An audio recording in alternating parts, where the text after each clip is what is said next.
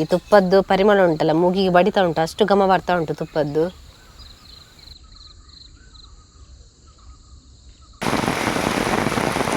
Friends, ಆಟಿ ತಿಂಗಳಲ್ಲಿ ದುರ್ಗಾರಾಧನೆ ಮಾಡುವುದು ನಮ್ಮ ತುಳುನಾಡಿನ ಸಂಪ್ರದಾಯ. ಹೆಚ್ಚಿನವರ ಮನೆಯಲ್ಲಿ ದುರ್ಗಾ ನಮಸ್ಕಾರ ಪೂಜೆ ಎಲ್ಲ ಮಾಡ್ತೇವೆ ನಾವು. ಆ ಸಮಯದಲ್ಲಿ ಗುಡಾನ್ ಅಂತ ಹೇಳಿ ಪ್ರಸಾದ ರೂಪದಲ್ಲಿ ದೇವರಿಗೆ ಸಮರ್ಪಣೆಗೆ ಇಡ್ತೇವೆ, ಗುಡಾನ್ ಅಥವಾ ಗಟ್ಟಿ ಪಾಯಸ. ಅದನ್ನು ಯಾವ ರೀತಿ ಮಾಡೋದಂತ ಹೇಳಿ ಇವತ್ತಿನ ವಿಡಿಯೋದಲ್ಲಿ ತೋರಿಸಿಕೊಡ್ತೇನೆ. ಯಾರಾದರೂ ನಮ್ಮ ಕರಾವಳಿ ಮಿರರ್ ಚಾನಲ್ನ ಹೊಸಬರು ನೋಡ್ತಾ ಇದ್ದರೆ ಸಬ್ಸ್ಕ್ರೈಬ್ ಮಾಡಿ. ಹಾಗೆಯೇ ಫೇಸ್ಬುಕ್ ಮತ್ತು ಇನ್ಸ್ಟಾಗ್ರಾಮಲ್ಲಿ ಪೇಜ್ ಇದೆ, ಅದನ್ನು ಕೂಡ ಫಾಲೋ ಮಾಡಿ. ವಿಡಿಯೋ ಸ್ಟಾರ್ಟ್ ಮಾಡುವ. ನಾನು Asha Udupa Kateel. Welcome back to Karavali Mirror. ಗಟ್ಟಿ ಪಾಯಸ ಮಾಡಲಿಕ್ಕೆ ಉಂಟಲ್ಲ, ಫಸ್ಟಿಗೆ ನಾವು ಅಕ್ಕಿಯನ್ನು ತಗೋಬೇಕು. ಇಲ್ಲಿ ಊಟದ ಅಕ್ಕಿ ಅಥವಾ ರೇಷನ್ ಅಕ್ಕಿ ಯಾವುದು ಕೂಡ ತಗೋಬಹುದು. 1 ಲೋಟ ಅಕ್ಕಿಯನ್ನು ಚೆನ್ನಾಗಿ ತೊಳೆದು ತಗೊಂಡಿದ್ದೇನೆ. ನೀರು ಎಷ್ಟು ಹಾಕ್ಬೇಕಂತ ಹೇಳಿದ್ರೆ 1:3 ಅನುಪಾತದಲ್ಲಿ 1 ಲೋಟ ಅಕ್ಕಿಗೆ 3 ಲೋಟ ನೀರನ್ನು ಹಾಕೋಬೇಕು. ನಾನಿಲ್ಲಿ 3 ಲೋಟ ಹಾಕಿ ರೆಡಿ ಮಾಡಿ ಇಟ್ಟಿದ್ದೇನೆ. ಗಟ್ಟಿ ಪಾಯಸ ಮಾಡಲಿಕ್ಕೆ ಉಂಟಲ್ಲ, ನಾವು ಫಸ್ಟಿಗೆ ಬೆಲ್ಲವನ್ನು ನೀರು ಮಾಡಿಕೊಳ್ಳುವ. ನಾನಿಲ್ಲಿ 1 ಲೋಟ ಅಕ್ಕಿಗೆ ಈ ಸೈಜ್ನ ಕಪ್ಪಲ್ಲಿ ಆಗುವಷ್ಟು ಬೆಲ್ಲವನ್ನು ತಗೊಂಡಿದ್ದೇನೆ. ನಾವು ಬೆಲ್ಲವನ್ನು ನೀರು ಮಾಡಿಕೊಂಡು ಅದನ್ನು ಸೋಸಿಡುವ, ಆವಾಗ ನಮಗೆ ಗೂಡನ್ನು ಮಾಡುವಾಗ ಬೇಗ ಆಗ್ತದೆ. ನಾನೀಗ ಯಾವ ಕಪ್ಪಲ್ಲಿ ಬೆಲ್ಲ ತಗೊಂಡಿದ್ದೇನೆ ಅದೇ ಕಪ್ಪಲ್ಲಿ ನೀರನ್ನು ಕೂಡ ಹಾಕೊಳ್ತೇನೆ. ಬೆಲ್ಲ ಸ್ವಲ್ಪ ನೀರಾಗಲಿಕ್ಕೆ ಮಾತ್ರ ನೀರು ಹಾಕುವಂಥದ್ದು. 2 ಕಪ್ಪಲ್ಲಿ ನೀರು ಹಾಕೊಂಡೆ.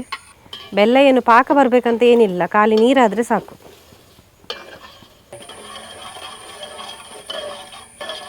ನೋಡಿ, ಬೆಲ್ಲ ಫುಲ್ಲು ನೀರಾಗಿದೆ. ಇದನ್ನೇನು ಸೋಸಿಕೊಳ್ಳುವ. ಇದರಲ್ಲಿ ಏನಾದರೂ ಕಸ ಎಲ್ಲ ಇದ್ದರೆ ಹೋಗ್ತದೆ ಅವಾಗ. ನೋಡಿ, ಬೆಲ್ಲವನ್ನು ಚೆನ್ನಾಗಿ ಸೋಸಿಕೊಂಡಾಯಿತು. ಅದರಲ್ಲಿದ್ದ ಕಸ ಎಲ್ಲ ಹೋಗ್ತದೆ ನೋಡಿ, ಈ ಥರ ಮಾಡೋದ್ರಿಂದ. ಇನ್ನು ನಾವು ಅಕ್ಕಿಯನ್ನು ಬೇಯಿಸುವ. ಇವಾಗ ಉಂಟಲ್ಲ, ನಾವು ಅಕ್ಕಿಯನ್ನು ಹಾಕೊಳ್ಳುವ.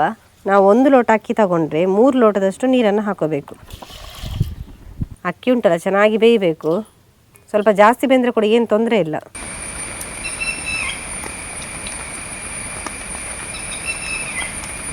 ಅನ್ನ ನೋಡಿ ಅಂತೆ ಚೆನ್ನಾಗಿ ಬೆಂದಿದೆ. ಇನ್ನು ನಾವು ಇದಕ್ಕೆ ಬೆಲ್ಲದ ನೀರನ್ನು ಹಾಕೊಳ್ಳುವ. ಎಷ್ಟು ಬೇಕು ಅಷ್ಟು ನೋಡ್ಕೊಂಡು ಹಾಕೊಂಡ್ರೆ ಆಯಿತು. ಫುಲ್ ಮಿಕ್ಸ್ ಮಾಡುವ.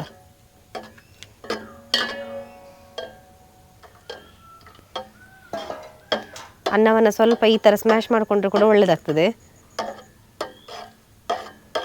ಅನ್ನ ನಮಗೆ ಬಿಡಿ ಬಿಡಿ ಇರಬಾರ್ದು, ಒಳ್ಳೆ ಬೆಂದಿರಬೇಕು. ಆವಾಗಲೇ ನಮ್ಮ ಪಾಯಸ ಉಂಟಲ್ಲ ಚೆನ್ನಾಗಿ ಬರುವಂಥದ್ದು.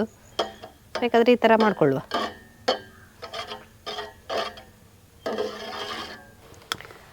ಜಾಯಿಕಾಯಿ ನೋಡಿ, ಇದು ನಮ್ಮ ಗರಂ ಮಸಾಲೆ ಪ್ಯಾಕೆಟಲ್ಲಿ ಇರ್ತದೆ.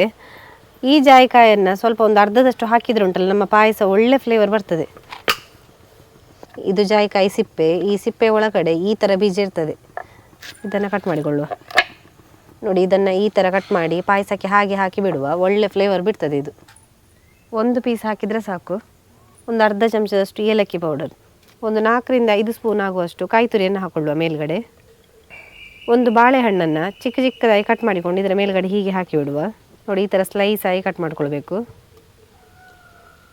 ಹಾಗೆಯೇ ಮಿಕ್ಸ್ ಮಾಡುವ. ನಾವು ಹಾಕಿದ ಬೆಲ್ಲದ ನೀರುಂಟಲ್ಲ, ಇದು ಸ್ವಲ್ಪ ಕಡಿಮೆ ಆಗ್ತಾ ಬರ್ತದೆ. ಅಂದರೆ ಅನ್ನದ ಜೊತೆಗೆ ಸೇರಿ ಬೆಂದು ಸ್ವಲ್ಪ ಕಡಿಮೆ ಆಗಬೇಕು. ಗಟ್ಟಿ ಪಾಯಸ ಅಂತ ಹೇಳಿದರೆ ಸ್ವಲ್ಪ ಗಟ್ಟಿ ಇರಬೇಕು. ಅಲ್ಲಿ ತನಕ ನಾವು ಚೆನ್ನಾಗಿ ಕುದಿಸುವ. ಇವಾಗ ಇದಕ್ಕೆ ಸ್ವಲ್ಪ ತುಪ್ಪವನ್ನು ಹಾಕೊಳ್ಳುವ. ಒಂದು 2 ರಿಂದ 3 ಸ್ಪೂನ್ ಆಗುವಷ್ಟು ತುಪ್ಪವನ್ನು ಹಾಕೊಳ್ಳುವ. ನಮ್ಮ ಗಟ್ಟಿ ಪಾಯಸ ಉಂಟಲ್ಲ, ತುಪ್ಪದಲ್ಲೇ ಮಾಡುವಂಥದ್ದು. ಒಳ್ಳೆ ಘಮ ಬರ್ತಾ ಇರ್ತದೆ ಗಟ್ಟಿ ಪಾಯಸದಲ್ಲಿ. ಗಟ್ಟಿ ಪಾಯಸ ಅಂತ ಹೇಳಿದರೆ ಸ್ವಲ್ಪ ಗಟ್ಟಿನೇ ಇರಬೇಕು. ನಮ್ಮ ದೇವಸ್ಥಾನಗಳಲ್ಲಿ ಪ್ರಸಾದ ರೂಪದಲ್ಲಿ ಕೂಡ ಈ ಗಟ್ಟಿ ಪಾಯಸವನ್ನು ಕೊಡ್ತಾರೆ. ನೋಡಿ, ಗಟ್ಟಿ ಆಗ್ತಾ ಬಂದಿದೆ. ಇನ್ನು ಸ್ವಲ್ಪ ಗಟ್ಟಿಯಾದರೆ ಸಾಕು. ಒಂದು 3 ರಿಂದ 4 ನಿಮಿಷಗಳ ಕಾಲ ಹಾಗೆ ಬೇಯಿಸಿದರೆ ಸಾಕಾಗ್ತದೆ. 1.5 ಚಮಚದಷ್ಟು ತುಪ್ಪವನ್ನು ಹಾಕ್ಕೊಂಡೆ. ಆ ತುಪ್ಪಕ್ಕೆ ಗೋಡಂಬಿ ಹಾಗೆಯೇ ಬಾದಾಮಿಯನ್ನು ಹಾಕ್ಕೊಳ್ತಾ ಇದ್ದೇನೆ. ಸ್ವಲ್ಪ ಫ್ರೈ ಆಗಲಿ.